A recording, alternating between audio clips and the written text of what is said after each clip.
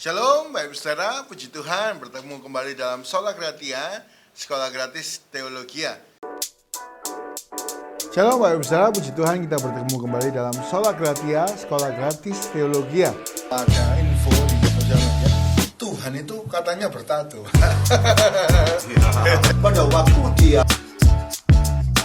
saat kita menyembah Tuhan, kuasa Tuhan nyata. Karena itu waktu kita menyembah, ayo kita sama-sama berikan yang terbaik. Pada kesempatan yang baik ini kita sama-sama belajar sebuah tema pelajaran yang baru, yaitu eklesiologi, atau kita belajar tentang gereja Tuhan. Baik Saudara, kata eklesiologi itu berasal dari kata eklesia dalam bahasa Yunani. Itu berasal dari pemenggalan dua kata atau dua kata yang disatukan, yaitu ek, keluar, dan kaleo, yaitu dipanggil, artinya dipanggil keluar, menunjuk kepada sebuah himpunan, perkumpulan. Nah, belum tentu ekleo ini adalah perkumpulan rohani, belum tentu. Kadang juga bisa dipakai politik. Namun, dengan jelas eklesia ini maksudnya adalah orang-orang percaya yang berkumpul. Nah, ya. Berbeda dengan ini, kata dalam bahasa Inggris gereja itu adalah church, ya. Church ini dari kata Belanda juga, yaitu kerk. Nah, kalau church, kalau bahasa Belandanya kerk, kalau bahasa Jermannya Kirche. Ya. Ini ternyata dalam bahasa Yunani juga ada, berasal dari kata kuriake, artinya milik Tuhan. Ya. Church itu artinya milik Tuhan. Ya. Gereja yang milik Tuhan. Jadi kalau bisa disimpulkan, gereja itu adalah sekelompok orang yang dipanggil keluar dari dunia untuk menjadi miliknya Tuhan. Ya. Kita semua ini miliknya Tuhan, baik saudara. Kita sudah percaya saat ini, ayo hidup semakin menyenangkan hati Tuhan. Gereja adalah orang-orang yang dipanggil keluar dari dunia, dipanggil keluar dari dunia untuk menjadi miliknya Tuhan. Nah, kata eklesia dalam perjanjian baru itu dipakai 114 kali. 5 diantaranya secara umum, ya, bukan untuk gereja. Tapi 109 kali berkaitan dengan gereja. Misalnya di Efesus 1 ayat 22, Efesus 1 ayat 23, Roma 16 ayat 5, ya, 1 Korintus 16 ayat 19, dan seterusnya. Nah, Bapak Ibu Saudara, untuk lengkapnya bisa melihat di buku eklesiologi dari Sola Gratia. Bapak Ibu Saudara yang tertarik silakan memesannya dan bisa belajar bersama-sama. Nah, jadi eklesiologi, eklesia adalah dipanggil keluar, ya, untuk menjadi milik Tuhan. Sudahkah kita menjadi milik Tuhan?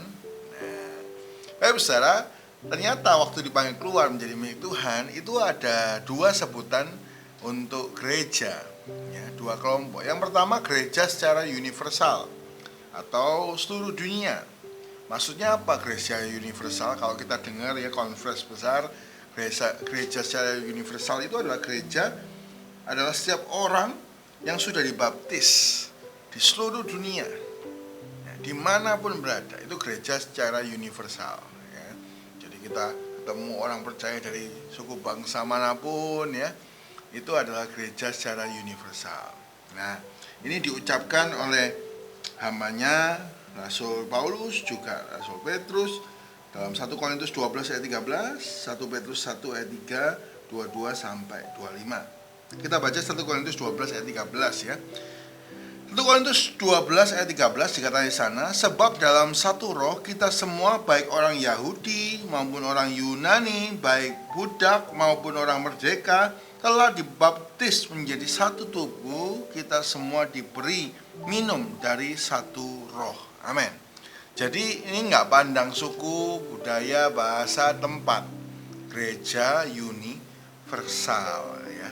Jadi makanya kita merasa persaudaraan kita di seluruh dunia, ya. Bagi orang percaya, kita mendoakan misionaris dimanapun berada, karena kita merasa kita bagian dari gereja universal, ya.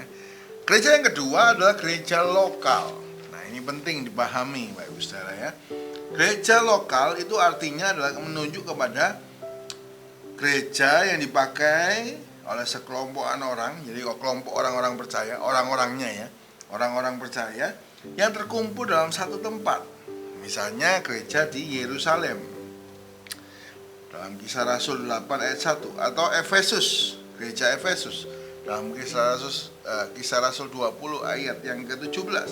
Ada gereja Kankrea, ada gereja Korintus, ada gereja Laodikia, ada Tesalonika. Nah, ini gereja local church ya, kita sebutnya local church. Kalau kita melayani di local church kita, tapi kita ini adalah bagian dari gereja universal, yaitu kelompok orang di seluruh dunia yang percaya Tuhan Yesus ya. Jadi kalau ditanya local church-nya mana, jangan bingung Bapak Ibu Saudara ya.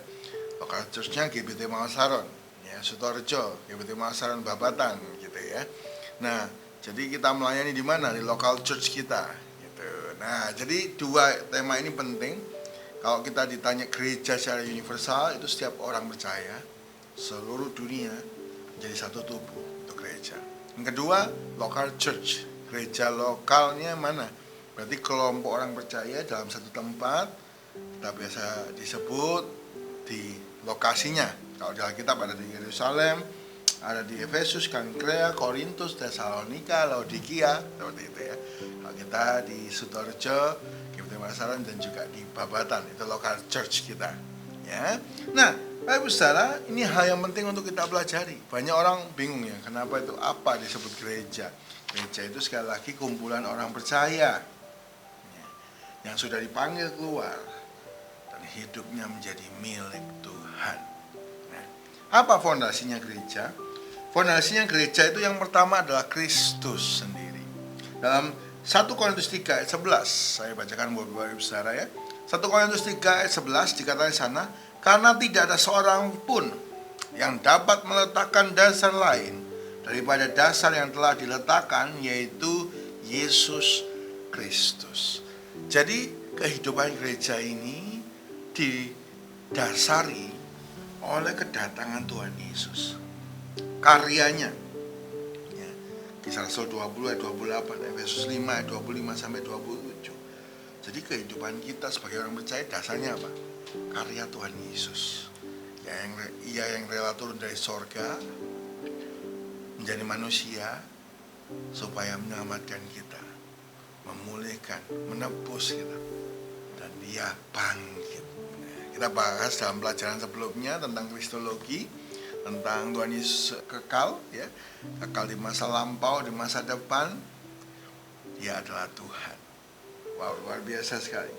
Nah, kenaikan Tuhan Yesus ke surga adalah sebuah titik yang jelas di mana Tuhan itu membagikan karunia-karunia, terutama waktu Pentakosta. Ya, waktu Pentakosta itu gereja itu dimulai. Jadi fondasi gereja itu apa? Yang pertama adalah Tuhan Yesus Kristus. Ya, sebagai dasar kehidupan. Karyanya kita pelajari, kita imani, dan kita ikuti. Nah, Bapak Ibu Saudara, permulaan gereja itu kapan? Nah, ada orang bingung ya, karena Alkitab kita kan terdiri dari Perjanjian Lama, juga Perjanjian Baru. Wah Pak, gerejanya itu kapan? Nah, gereja itu berbeda dengan Israel, Bapak Ibu Saudara ya. Ini penting. Gereja itu berbeda dengan Israel. Nah, gereja ini fondasinya itu diletakkan oleh Tuhan Yesus Kristus. Tuhan Yesus Kristus yang turun ke dunia menyelamatkan orang yang percaya, itu yang jadi gereja. Permulaannya kapan? Permulaannya itu waktu Pentakosta, Kisah Rasul 1 ayat 5 ya. Waktu Pentakosta inilah Tuhan Yesus memulai gerejanya. Tuhan Yesus berkata ya, dalam Matius 16 ayat 18, aku akan mendirikan jemaatku. Dalam Matius, Tuhan Yesus berkata akan mendirikan jemaat, akan mendirikan gereja ya. Gereja yang baru dapat memiliki kepala yang berfungsi sebagai kebangkitan Kristus. Nah Bapak Ibu Saudara, jadi dalam Perjanjian Lama orang itu belum mengerti tentang keselamatan yang akan datang. Mereka cuma pahami secara pelajaran Yahudi. Tapi mereka nggak tahu bahwa Tuhan Yesus datang itu bukan menyelamatkan secara fisik, tapi secara rohani. yaitu menebus kita dari perbudakan dosa. Nah, ini seringkali kurang dipahami. Jadi kapan gereja dimulai? Yaitu ketika Pentakosta. Dan oknumnya adalah Roh Kudus. Ya, fondasinya Kristus, Tuhan mengirimkan Roh Kudusnya untuk membuat gereja bisa berkembang, kuat, bertumbuh. Ya. Dan kita semua boleh bersungguh-sungguh berfungsi dengan karunia-karunia Tuhan setelah Tuhan Yesus naik ke surga. Efesus 4 ayat 7-12. Ya. Sifat rahasia dari satu tubuh belum dikenal di PL. Nah, ini jelas ya. Rasul Paulus ini luar biasa, dia adalah teolog yang luar biasa. Dia seringkali menulis surat itu awalnya dengan teologi, akhirnya dengan praktek. Ya, ini boleh tangkap, saya boleh catat. Kalau Rasul Paulus tulis surat, itu selalu awalnya teologis sekali, diakhiri dengan praktek. Ya, Roma, contohnya, Roma itu awal 1 sampai yang ke hampir 11 gitu ya. 1 sampai 11 itu teologi, 12 langsung praktek, dan seterusnya. Ya. Sebagian juga Efesus. Efesus itu awal-awalnya dijelaskan mengenai kita dipilih sebelum dunia dijadikan. Itu teologi sekali. Lalu ini juga suatu rahasia. Ya, apa rahasia itu? Yaitu gereja. Gereja itu masih rahasia di PL. Efesus 3, 5-6. Ya. Dalam perjanjian lama mereka kurang memahami gereja itu. Kalau digambarkan ya, itu nabi-nabi kan menubuatkan sampai akhir zaman. Daniel itu menubuatkan sampai akhir zaman. Seperti gunung ya. Ini ada gunung lebih tinggi, sampai akhirnya gunung lebih tinggi. Gereja itu ada di lembah. Jadi nabi nggak melihat ada gereja. Ini maksud dengan Tuhan. Ya, seringkali kita nggak memahami rencana Tuhan. Tapi puji Tuhan, hari ini kita boleh menikmati sebagai gereja Tuhan. Jadi perjanjian lama mereka nggak tahu tentang gereja. Juga orang mengira gereja itu adalah Israel rohani, karena dulu bangsa Israel itu belum jadi negara, mereka hilang dari peta, gitu ya. Jadi orang anggapnya, dikiranya gereja itu adalah Israel rohani yang akan menikmati janji Israel, ya. Atau di akhir zaman dikumpulkan 144.000 dari 12 suku, ya. Oh enggak, itu janji buat orang Israel. Janji buat kita apa? Kita ini milik Tuhan. Janjinya kita akan mengalami pengangkatan. Ya, 144.000 itu diselamatkan dari begitu banyak cobaan. Itu khusus untuk orang Israel, karena mereka nggak mau percaya sama Mesias. Kalau orang gereja menikmati apa? Rapture, diangkat, pesta anak domba Allah. Dan kita boleh turun kembali memerintah. Ya. Coba kalau orang Israel tapi percaya Tuhan Yesus, masuk jadi orang Israel apa masuk jadi gereja? Oh, jadi gereja. Ya, jadi gereja.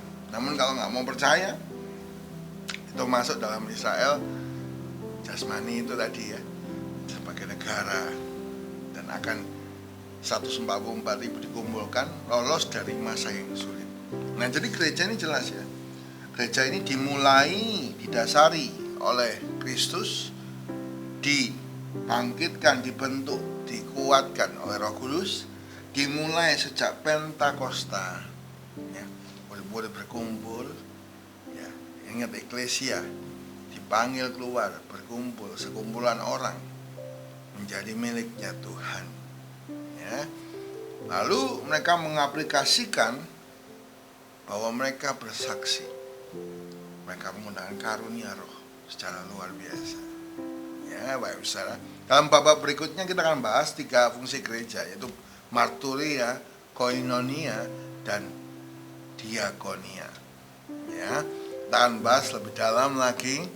Untuk permulaan kita bahas ini ya. Jadi apa sih artinya eklesiologi? Apa dasarnya gereja itu? Orang-orang, kumpulan orang dipanggil keluar dari dunia untuk menjadi miliknya Tuhan. Ya.